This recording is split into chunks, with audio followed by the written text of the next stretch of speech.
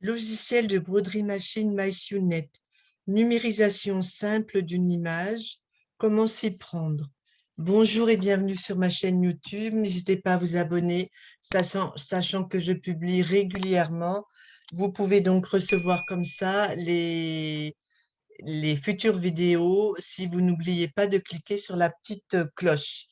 Si cette vidéo vous a plu, vous pouvez aussi bien évidemment cliquer sur le petit pouce bleu ou rajouter un commentaire. J'ai été contactée par plusieurs personnes qui débutent vraiment avec la numérisation et qui m'ont posé certaines questions, voilà, me demandant comment les bases de la numérisation sans rentrer dans des choses très compliquées. Donc, je me suis dit que j'allais faire une vidéo qui pourrait servir à tout le monde. Ce que je vais réaliser là, je le réalise dans MySewNet, mais vous pouvez pratiquement de la même manière le réaliser dans Premier P+. Donc, j'ai ouvert la page d'accueil de MySewNet. Vous avez plusieurs façons de procéder. Ou vous cliquez ici sur Digitidesign, ou vous faites toile vierge. Je vais faire toile vierge. Je vais choisir un cercle, peu importe, puisque de toute façon, par la suite, je le redemanderai avec mon image. Je clique ensuite sur Créer, Digitizing. Une page va s'ouvrir.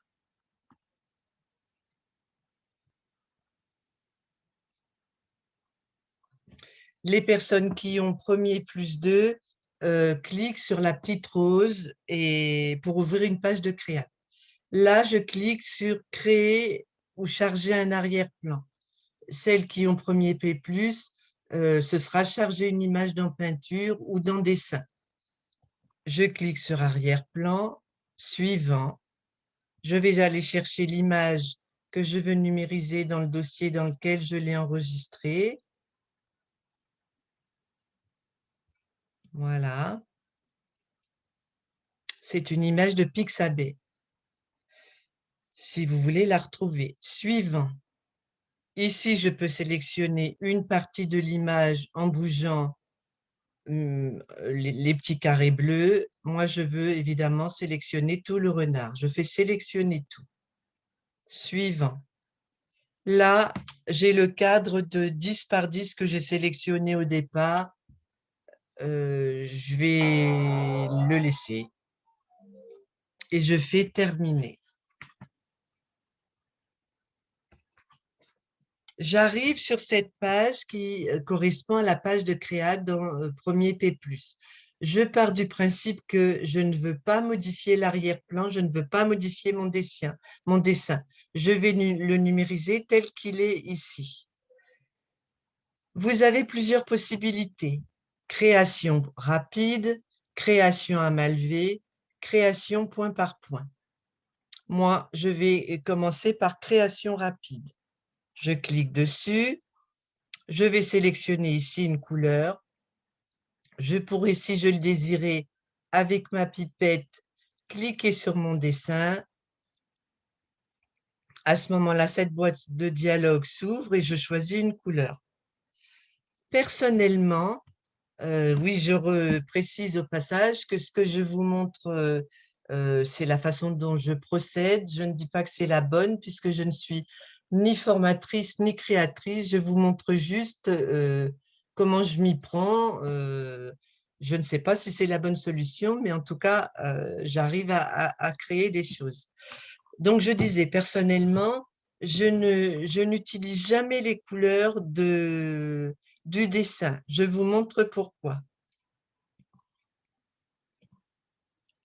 Là, j'ai à peu près du ton sur ton. On voit beaucoup moins bien ce que l'on fait en prenant du temps sur ton que lorsque l'on utilise une autre couleur. Donc, je vais modifier la couleur. Voilà. Ceci dit, c'était un reflet. Mais voyez, là, par exemple, l'orange, si c'était du ton sur ton, je n'aurais pas vu l'orange. Je vais commencer par numériser mes zones. Ici, vous choisissez le type de remplissage que vous voulez obtenir. Ici, c'est la ligne de contour. Ici, c'est si vous voulez faire un appliqué ou non. Je verrai si la vidéo n'est pas trop longue, j'en insérerai un. Ici, si vous cliquez sur cette icône, je vais supprimer le point que j'ai réalisé tout à l'heure pour que vous voyez bien. Si je clique là et que je clique sur mon dessin, voilà, les yeux et les oreilles sont couverts. Ceci dit, je pourrais malgré tout réaliser ma numérisation de cette manière en utilisant ici cette icône pour percer les trous. Je ne vais pas prendre cette solution. Au passage, je vous montre si vous cliquez là et que vous allez bouger ce curseur vers la gauche, vous avez l'arrière-plan qui est plus ou moins apparent. Ici, vous avez la vue 3D, la vue 2D, et là, vous n'avez que le dessin avec si vous cliquez sur la zone, vous avez les points qui apparaissent. Pour l'instant, je vais rester en 3D. Je supprime donc ce que j'ai réalisé en étant dans Création rapide avec cette icône. Je vais me placer sur la suivante, zone isolée. Je la sélectionne. Lorsque l'on veut s'assurer que les icônes sont sélectionnées, on vérifie qu'elles soient dans un cadre bleu, ce qui est bien le cas ici. Je clique sur mon dessin, je fais entrer au clic droit et le voici qui apparaît. Ces points, je reclique toujours dessus et je vérifie qu'ils soient bien positionnés. Je peux éventuellement, si je le désire, en allant dans Accueil, vous avez ici 3 icônes. Insérer des points, supprimer des points, modifier des points. Là, pour l'instant, je ne veux ni en insérer ni en supprimer, donc je reste sur… je ne modifie rien. Je peux, en me mettant ici, bouger le sens, l'angle de ma réalisation. Là, en bougeant ici, vous avez vu que je fais déplacer certaines lignes.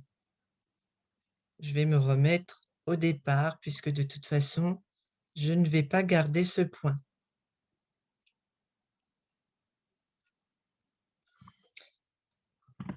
Si je fais un clic droit, j'ai cette fenêtre qui s'ouvre et qui me donne des indications. J'ai le point de base qui s'est inséré automatiquement. J'ai le point numéro 3 qui a été sélectionné. Si je clique ici, j'ai le choix entre d'autres dessins. Il me suffirait de le sélectionner. Si je fais appliquer, j'ai la représentation en direct de ce que ça donne. Si ça ne me convient pas, j'ouvre à nouveau cette fenêtre, j'en choisis un autre, appliquer, etc. Je peux modifier l'angle ici en écrivant directement sur mon pavé numérique. Je vais faire OK et je peux le modifier avec cette petite manette. Le point de base que je vous ai montré tout à l'heure, je l'ai présélectionné automatiquement en allant sur cette icône. Je clique dessus et ici, j'ai demandé un point de base moyen. J'aurais pu aussi présélectionner une compensation, mais je préfère la réaliser, la modifier au coup par coup. Au passage, je vous indique que la compensation et le point de base sont très importants puisqu'ils évitent, autant que faire se peut, ce n'est pas toujours du parfait, l'étirement du tissu. Il faut bien évidemment choisir un stabilisateur qui correspond à l'ouvrage que vous êtes en train de réaliser, mais le point de base que vous allez sélectionner là, et en fonction des points que vous allez utiliser, le point de compensation, sont deux éléments très importants. Je vous ai mis à ce sujet d'ailleurs, dans les liens sous le descriptif de la vidéo, deux vidéos, une sur le point de base et une sur la compensation. Ce renard, je ne veux pas garder ce point. Je clique dessus sur l'image, ou alors je vais ici dans le film strip, la barre de gauche, je cliquais sur le point que je suis en train de réaliser. Cette barre à gauche vous indique l'ordre dans lequel votre réalisation va se dérouler. À tout moment, vous pouvez remonter des éléments ou en descendre. Je clique sur Propriétés.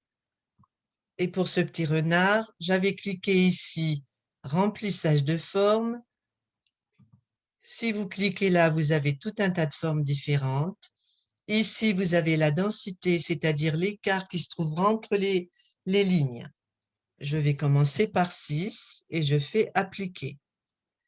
Voilà ce que ça me donne. Je vais diminuer encore et je vais laisser comme ça. OK. Ici, vous avez un petit point orange. En vous mettant dessus, vous pouvez bouger le positionnement de vos points. Vous pouvez à tout moment aussi, évidemment, modifier la couleur dans le film strip ou ici dans le panneau de motifs en cliquant 2 fois rapide. Cette page s'ouvre. Vous pouvez sélectionner une autre marque de fil ou garder celle qui était présélectionnée et vous pouvez changer la couleur. Je continue comme ça. Je vais continuer à numériser. Le remplissage est bien sélectionné. Je vais cliquer sur zone isolée. Je clique sur ma zone. Je fais OK. Je vais recliquer, clic droit, et je vais lui attribuer. Là, vous avez tous les points, mais vous verrez qu'au fur et à mesure, vous finirez par connaître les numéros. Je mets le 36. Je mets le point de base qui est déjà présélectionné et je vais mettre une compensation ici de 5. Appliquer. Voici ce que ça donne. Je peux bouger encore l'orientation. Je continue. Je vais changer de couleur.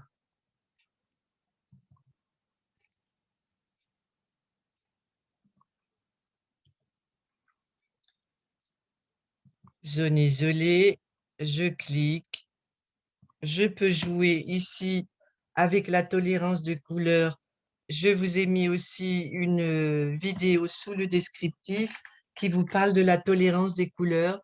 On peut faire des choses complètement différentes selon la position du curseur. Vous voyez, si je déplace mon curseur, il sélectionne le corps du renard en entier. Et là, moi, je ne veux que cette patte de gauche. Je fais OK. Je resélectionne sur le deuxième. La partie qui est sélectionnée me convient. Je fais, hop, je vais faire annuler ici. Je recommence. Je fais OK. Là, vous voyez qu'il y a deux, ce n'est pas le même point qu'ici. Si je veux modifier mon point, ou je sélectionne un par un, une par une les zones en faisant propriété ou en modifiant, ou puisque je connais le numéro que je veux attribuer à ces zones, je vais cliquer sur les deux zones. Là, il y en a une de sélectionnée. Je fais CTRL clavier, je clique sur la deuxième. Je clique droit, propriété, et la commande que je vais demander va se répercuter sur les deux zones. 36, puisque c'est le numéro que j'avais choisi pour le corps. Je vais mettre une compensation de 5 aussi et je fais OK. Vous voyez très nettement que les pattes sont brodées à l'avant du corps. Ça ne me convient pas, je veux qu'elles passent derrière. Je vais sélectionner la couleur. Je fais Shift et je sélectionne le dernier élément et je vais envoyer cette réalisation derrière le corps. Le corps se trouve ici. Je vais donc faire glisser, voilà. Et maintenant, elle se trouve derrière. Si finalement je veux que ces deux pattes-là soient d'une autre couleur, je pourrais, si je voulais, rajouter une couleur. Auquel cas, je regarde ici le numéro de ma couleur 23-25, je me mets au-dessus du corps, je clique droit, insérer un changement de couleur, voilà, et mon corps a la même couleur que la tête. Je continue. Alors, si je le faisais pour broder, à chaque fois je cliquerai dessus, les points sont actifs et je pourrais les retravailler à chaque fois. Là, je ne le fais pas, d'autant que visiblement, ça ne se justifie pas. Je change de couleur. Je vais faire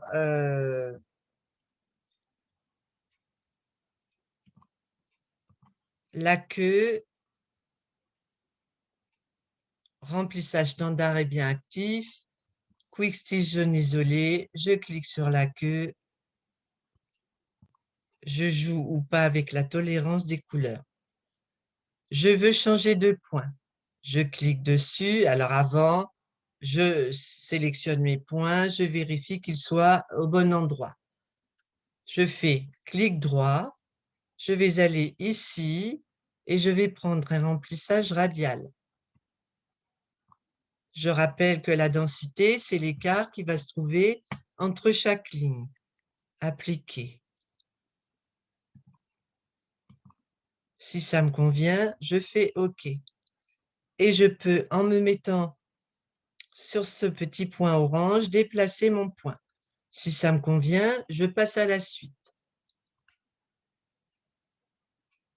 La partie qui est sélectionnée en bleu indique que ce que je vais continuer à faire va se positionner en dessous.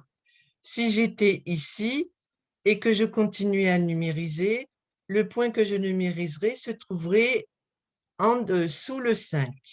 Moi, je veux garder la même couleur, donc je clique là. Quick Stitch jaune isolé, je clique sur le bout de ma patte. OK.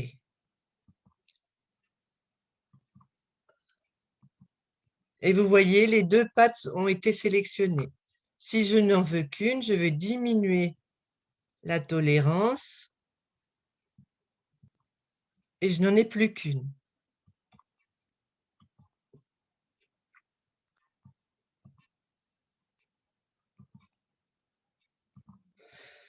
Si je veux modifier le point de ces pattes, c'est comme tout à l'heure, où je le fais motif par motif, où je les sélectionne, je prends le premier, je fais Shift, je clique sur le dernier, propriété, et je vais mettre par exemple 35.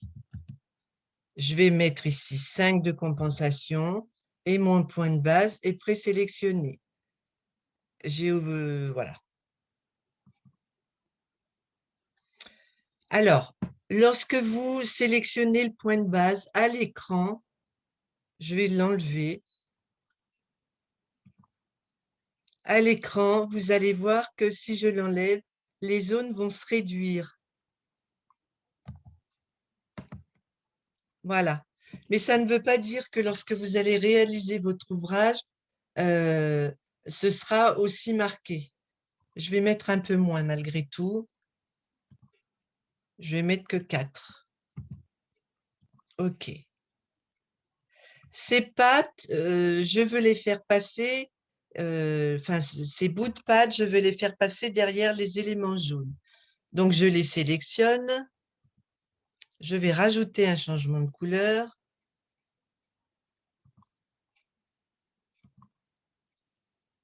Je sélectionne la couleur. Je clique dessus. Shift jusqu'au dernier élément. Et je vais les faire glisser derrière les pattes qui se trouvent ici. Donc, je clique gauche maintenu et je vais là. Et maintenant, le bout de mes pattes se trouve bien à l'arrière.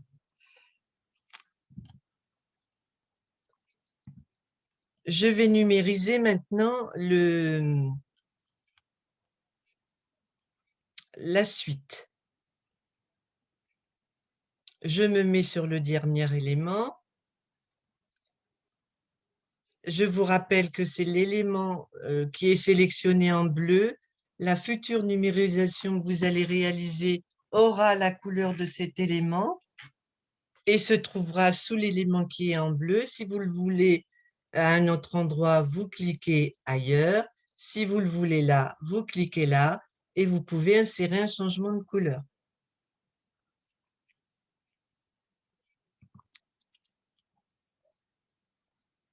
Ma couleur est bien sélectionnée.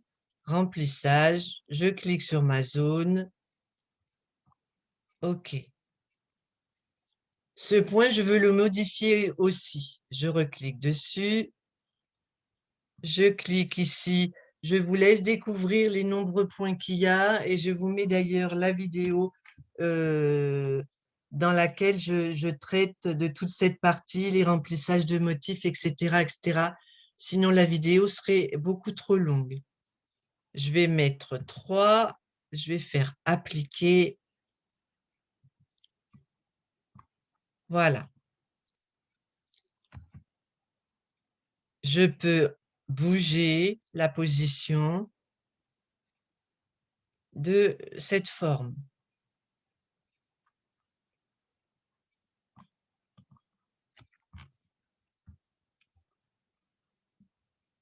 Je continue. Je vais faire la pointe des oreilles à présent.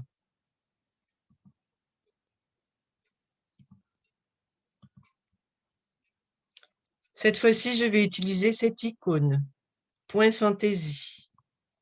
Je la sélectionne, je clique sur la pointe de mon oreille. OK.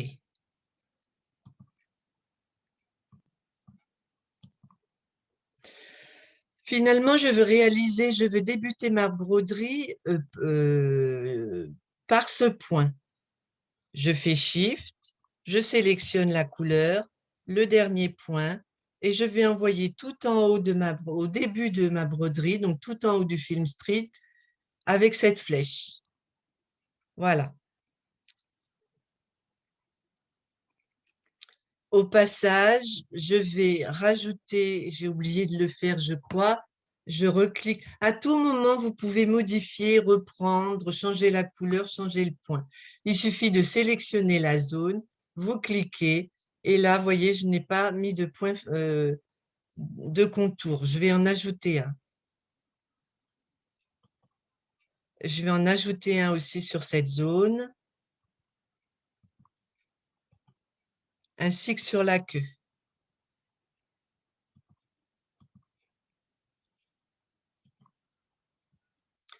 Maintenant, je vais continuer la réalisation de mes oreilles.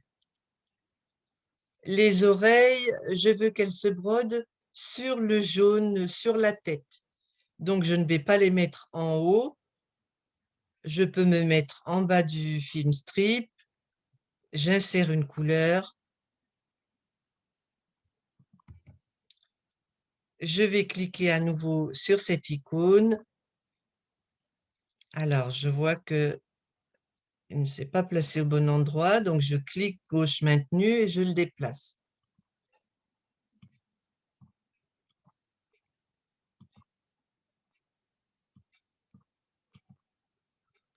Lorsque vous réalisez des zones avec ce point-là, vérifiez bien qu'il n'y ait pas ce style de choses-là. Il faut que la zone soit lisse. Donc, vous pouvez, avec ces petites manettes violettes, jouer et obtenir une zone la plus lisse possible. Je clique sur ma deuxième oreille et je vais procéder de la même manière.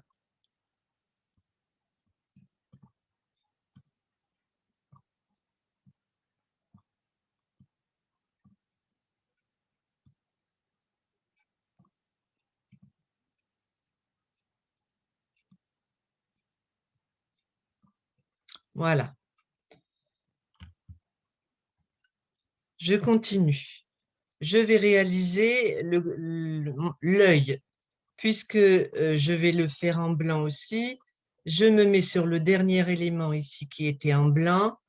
Je garde à nouveau cette icône et je recommence comme tout à l'heure.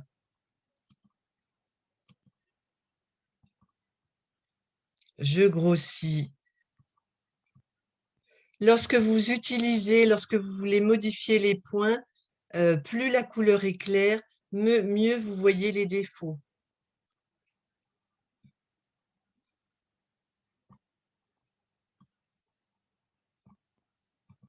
Bah, elle est plutôt pas mal. Je vais attribuer un point de compensation sur ces 4 zones que je viens de réaliser.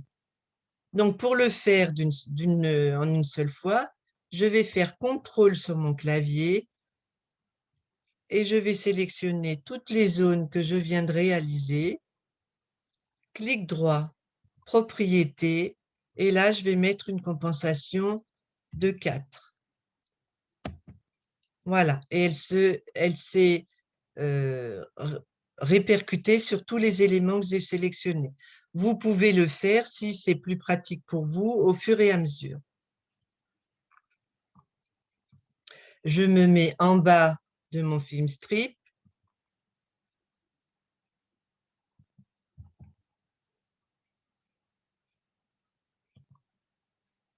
Je vais faire le contour de l'œil.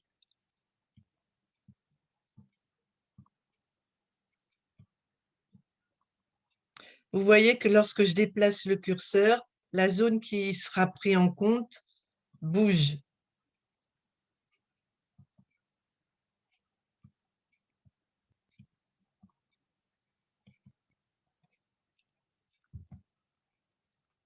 Toujours pareil.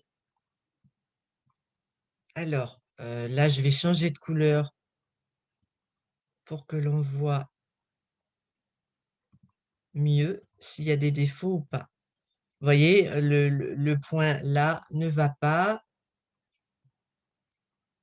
Je vais le supprimer, celui-ci, et je recommence.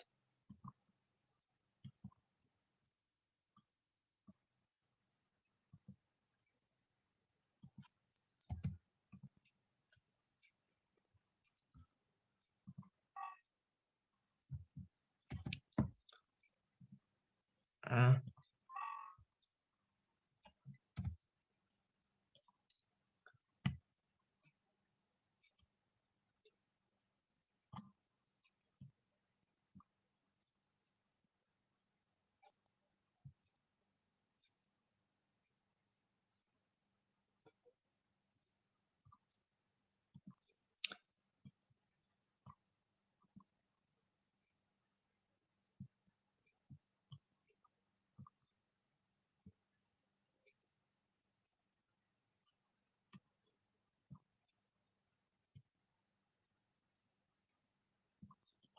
Voilà.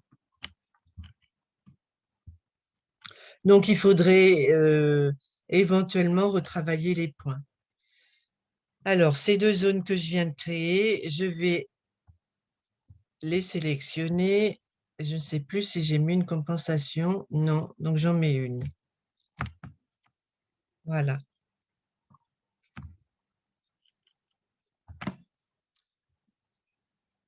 Alors, lorsque vous faites affichage, objet, vous avez la réalisation donc de votre motif.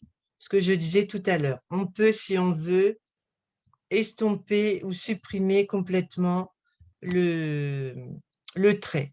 Il faut le plus possible que les traits se superposent. Donc, vous sélectionnez les points et vous pouvez les retravailler. Voilà, je ne vais pas le faire, mais c'est ce qu'il faudrait faire.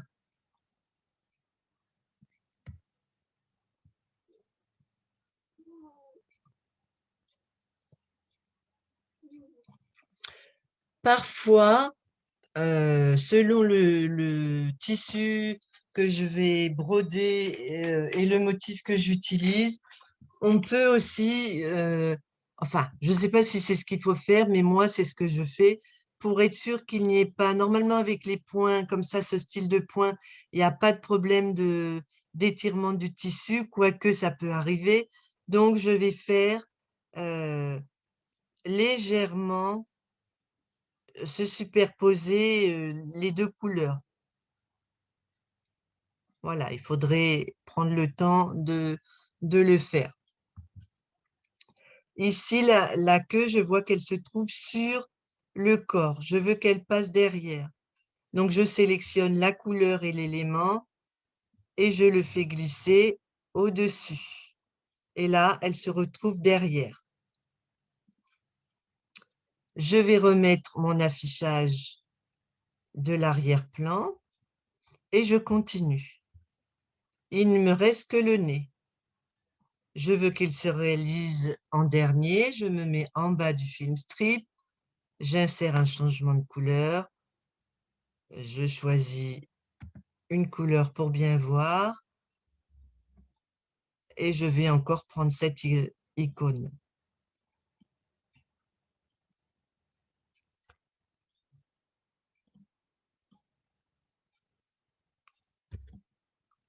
Je clique dessus et là, ça m'a l'air correct.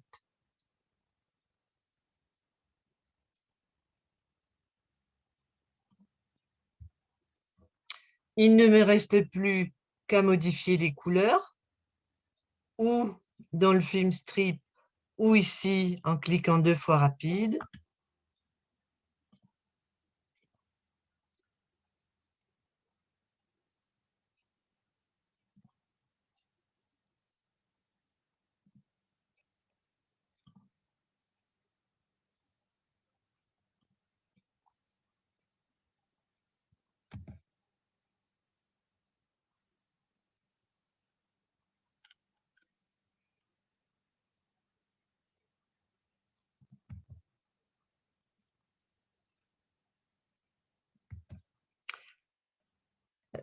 Pour repérer quelle zone est concernée, lorsque je me mets sur une couleur, vous voyez, la zone ici, elle est entourée d'un trait noir. Donc, je clique 2 fois rapide, mais avant, je vais aller voir le numéro de la couleur que j'ai attribué ici, 2289.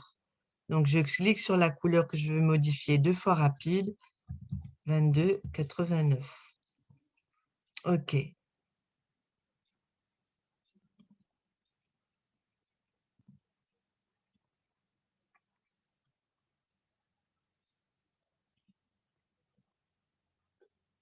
Vous avez la réalisation ici. Alors, lorsque ce problème se pose, vous allez dans Accueil, Modification du bloc, Mettre à l'échelle pour ajuster au cercle.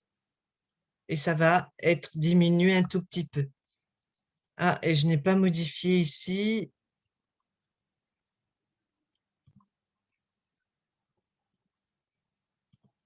Voilà, enfin, de toute façon, c'est juste un exemple. Si vous trouvez qu'ici, c'est disgracieux, vous retournez sur la zone, vous modifiez la densité. Voilà. Ici, le fait qu'il y ait une espèce une légère transparence, ça peut être joli en fonction du dessin que vous réalisez, du tissu que vous avez en dessous. Une chose à laquelle il faut veiller, en plus de la compensation et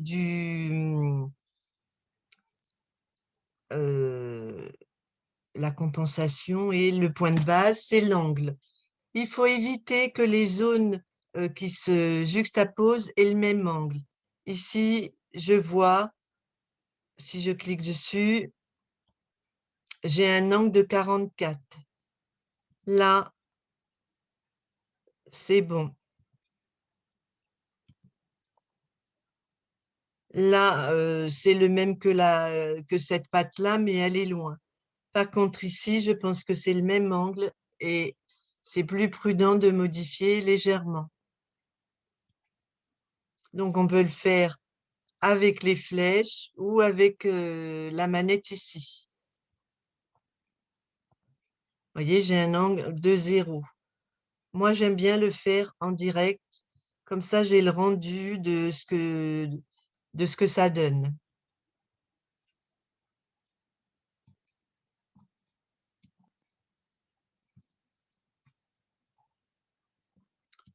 Voilà.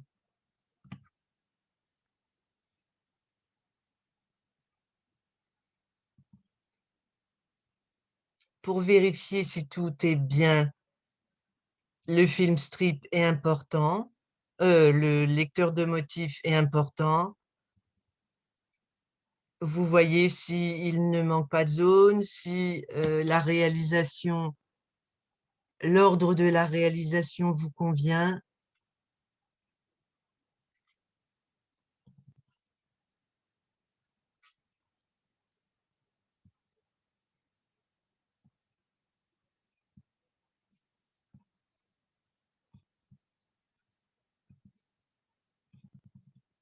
Vous voyez le point de base, on le voit ici.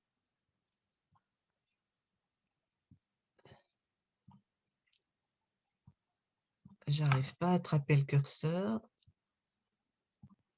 Bon.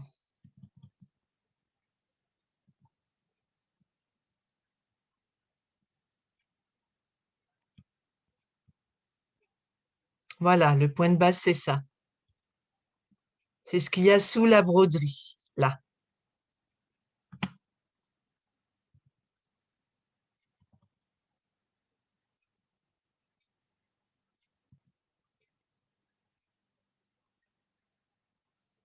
Voilà. Chose très importante que je n'ai pas faite, que j'aurais dû faire dès l'instant que je positionne un point. Il faut enregistrer son fichier. Fichier, enregistrer sous. Vous choisissez un dossier, vous donnez le nom que vous voulez et vous faites enregistrer. Lorsque vous êtes dans Premier P+, il faudra exporter.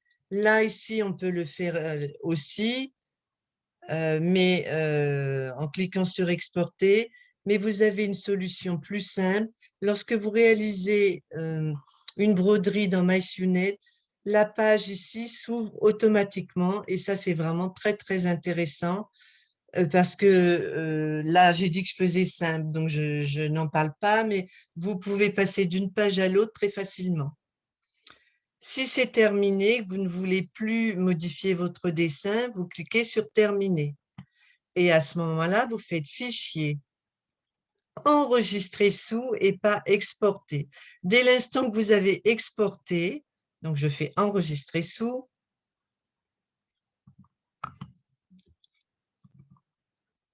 euh,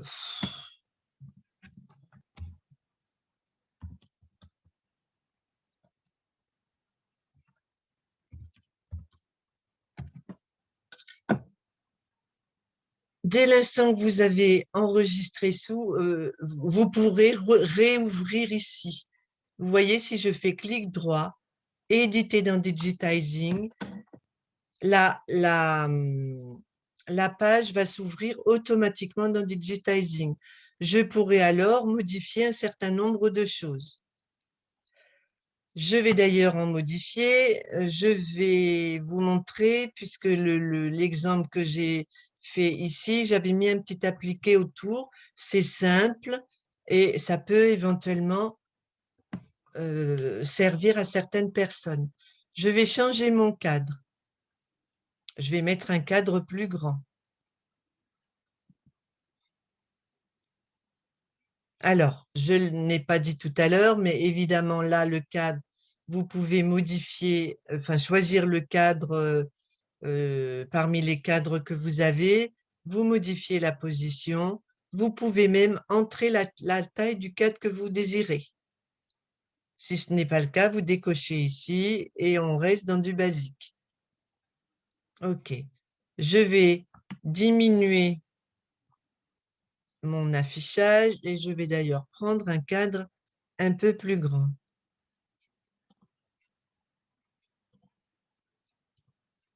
Voilà. Je veux mettre un petit appliqué. Je vais dans Création rapide. Je vais me mettre tout en bas. Je vais rajouter une couleur. Je veux que le fil de mon appliqué, que le contour de mon appliqué soit rose, par exemple.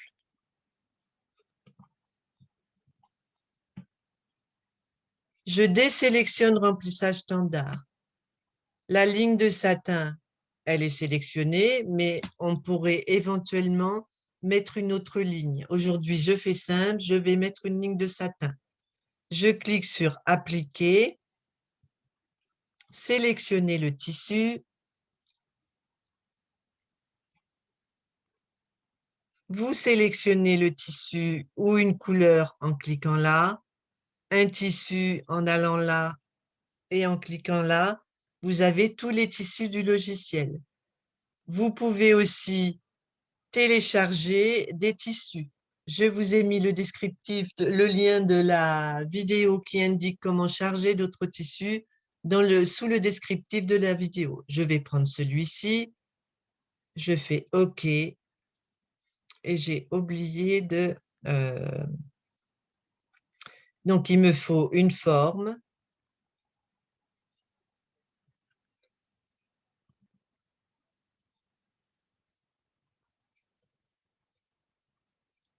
Je vais prendre allez, celui-ci.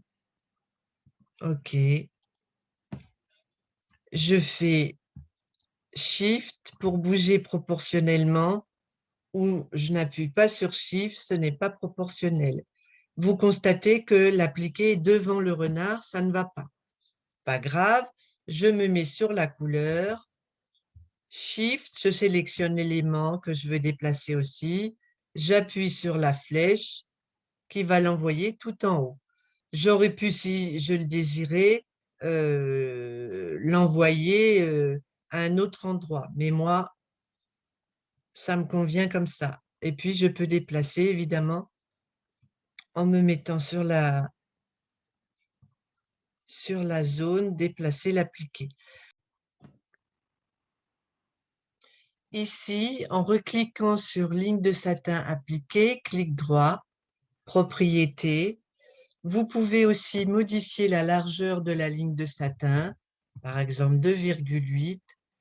Et puis en allant sur appliquer, vous pouvez modifier la marge. Généralement, je mets 0,3. Vous pouvez demander un appliqué standard prédécoupé. Là, on fait simple. On clique sur appliquer standard. OK. Si je veux modifier, déplacer, on va dire que c'est bon. Je vais sélectionner tout. Je fais sélectionner tous les visibles, grouper. Et à ce moment-là, j'ai une seule et même broderie. Si cette broderie,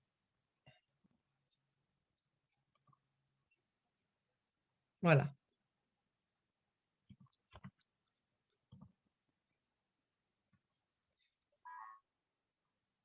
Donc là, je vais faire modification du bloc, mettre à l'échelle et ça va le réduire un petit peu. Par contre, je ne comprends pas parce que normalement, quand ça ne tient pas dans le cercle, il y a des ronds ici au lieu de carrés. Et là, ça ne s'affiche pas. Alors, sachez-le, lorsque ça ne tient pas dans le cercle, normalement, il y a des ronds. Si je reclique ici, mon appliqué a été réalisé, mais évidemment, il faut que là aussi, je modifie le cercle. Sinon, je ne pourrai pas le broder.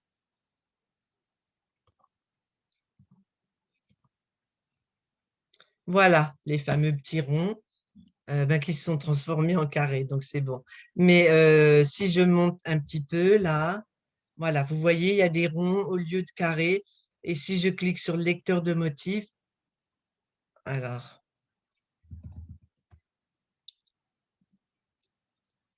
ben, j'ai pas de chance. Normalement, quand il y a les ronds, c'est que c'est trop grand. Bon, voilà donc mon motif réalisé. Si je veux à nouveau le modifier, je reclique là, Digitizing, la page s'ouvre et évidemment, au fur et à mesure que vous faites quelque chose que j'oublie souvent lors des vidéos parce que ce n'est pas un travail que je veux broder, il faut enregistrer au fur et à mesure. Une fois que vous avez donné un nom, donc enregistrer sous, et je vais rechercher mon renard 2, je clique dessus. Oui, je veux le remplacer. Si je voulais modifier quelque chose, dès l'instant que je clique dessus, là, si je veux l'enregistrer à nouveau, je n'ai pas besoin de faire enregistrer sous. Vous cliquez ici. Par contre, lorsque vous l'ouvrez en passant de cette page-là, il faut bien retrouver le bon nom. Et cette fois-ci, je vais à nouveau l'enregistrer aussi, enregistrer sous renard. Le dossier est le bon. Oui, je veux le remplacer. Voilà, j'espère que ça vous a plu, que ça vous a éclairé. Et si c'est le cas, n'hésitez pas à rajouter un petit pouce bleu. Vous pouvez bien évidemment faire comme le font certaines personnes, me poser des questions et je vous répondrai avec grand plaisir. Peut-être à bientôt. Au revoir, merci.